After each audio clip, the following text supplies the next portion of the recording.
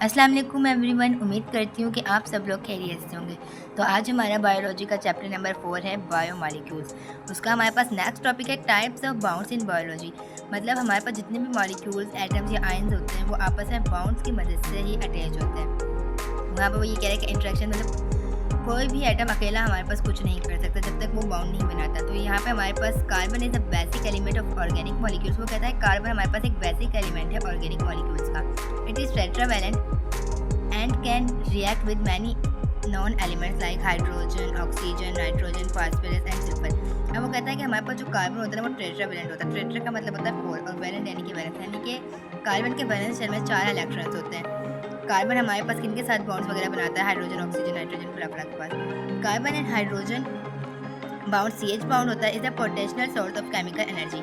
आप लोगों ने पढ़ा होगा अपनी 10th क्लास की बुक में, सब में पहले ये लिखा हुआ था कि ऑक्सीडेशन की मदद से हम CH बाउंड को ब्रेक करते हैं, क्या लेने के लिए? ATP लेने के लिए। तो यहाँ पर हमारे पास CH बाउंड किसको रिप्रेजेंट कर रहा है? केमिकल एनर्जी को रिप्रेजेंट कर रहा है फॉर सेलुलर एक्टिविटीज, मतलब एक्टिविटीज़ के लिए। Carbon oxygen association in glycosidic linkage. अब हमारे पास कार्बन ऑक्सीजन जो ग्रुप बाउंड होता है ना, वो हमें ग्लाइकोसिडिक लिंकेज में मिलता है। ग्लाइकोसिडिक मतलब ग्लूकोज के अंदर, जो इनको प्रोवाइड करता है stability to the complex carbohydrate molecule, जो इनको स्टेबिलिटी करता है कि भाई कॉम्प्लेक्स कार्बोहाइड्रेट मॉलिक्यूल करें। Carbon combine with nitrogen. अब वो कहता है कार्बन जो बाउंड बनाता है वो नाइट्रोजन के साथ बनाता है। कहाँ बनाता है? अमाइनो एसिड लिंकेज के।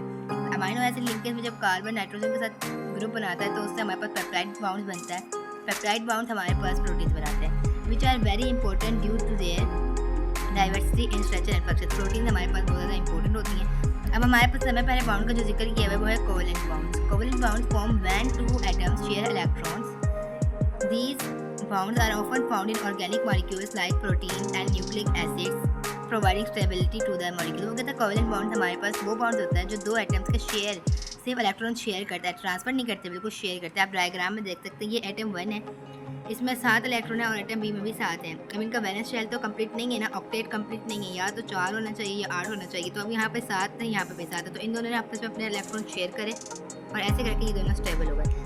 आगे हमारे पास आयनिक बाउंड का जिक्र है। Ionic bound are formed when one atom donates an electron becomes a positive ion or cation and another atom accepts that electron becomes a negative ion or anion. These electrostatic attraction between these oppositely charged ions form the ionic bond. Ionic bonds are relatively strong in the solid state and are formed mostly in organic molecule like sodium chloride। अब वो कहता है ionic bond में ना एक atom दूसरे atom को बिल्कुल ही ट्रांसफर कर देता है इलेक्ट्रॉन, और जो एटम ट्रांसफर करता है ना, मतलब डोनेट करता है, देता है अपना इलेक्ट्रॉन, तो उसके ऊपर पॉजिटिव चार्ज आ जाता है या उसको हम कैटाइन कहते हैं। उसके बाद हमारे पास वो कहता है जो एक्सेप्ट करता है उसको हम नेगेटिव आयन कहते हैं या फिर एनाइन कहते हैं। अब कहता है कि जब दो पॉजिटिव आयन हो ना, उनके बीच में जो अट्रैक्शन होती है वो इलेक्ट्रोस्टैटिक अट्रैक्शन होती है, और इसी अट्रैक्शन की बिना पर ये हमारे पास आयनिक बॉन्ड बनते हैं। यहाँ पे हम एग्जांपल दे देखिए NaCl की। NaCl के पास आखिरी शेल में 1 है और Cl में भी 1 है।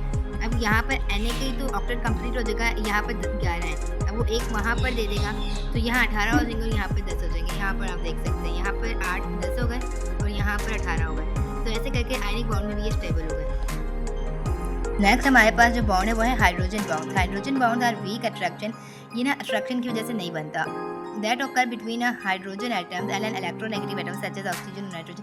आप लोगों ने क्या हाइड्रोजन बाउंड के बारे में पढ़ा हुआ है कि हाइड्रोजन बाउंड जो होता है ना वो ज़्यादातर पानी में स्ट्रॉन्ग होता है। और हाइड्रोजन बाउंड कब बनता है? हाइड्रोजन बाउंड जब बनता है जब हमारे पास हाइड्रोजन एटम एक इलेक्ट्रोनेगेटिव एटम से जुड़े। इलेक्ट्रोनेगेटिव एटम हमारे पास कौन कौन सा? ऑक्सीजन है, नाइट्रोजन है, फ्लोरीन है, आयोडीन वगैरह वगैरह। These bonds are important in maintaining the structure of large molecules like proteins and nucleic acids as well as in various biological processes like DNA replication।